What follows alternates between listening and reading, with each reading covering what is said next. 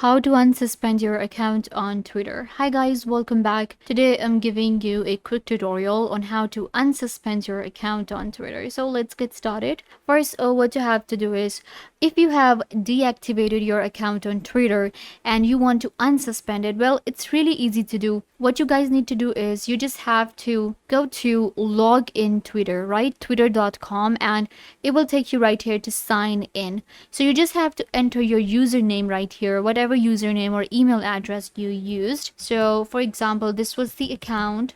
Click on next, and then you have to enter your password. You can see login to Twitter, so we just need to click on OK and enter our password, the last password that we had. You will enter your last password right here, like when you deactivated your account. Enter it right here, click on login, and your Twitter account will be opened. It will be unsuspended. So it's really easy. You just need to log in again. If you have not deleted it permanently, you can unsuspend it anytime you want. I hope that I was a big help. Don't forget to give this video a big thumbs up, leave a comment down below, turn on bell notification, and subscribe to the YouTube channel.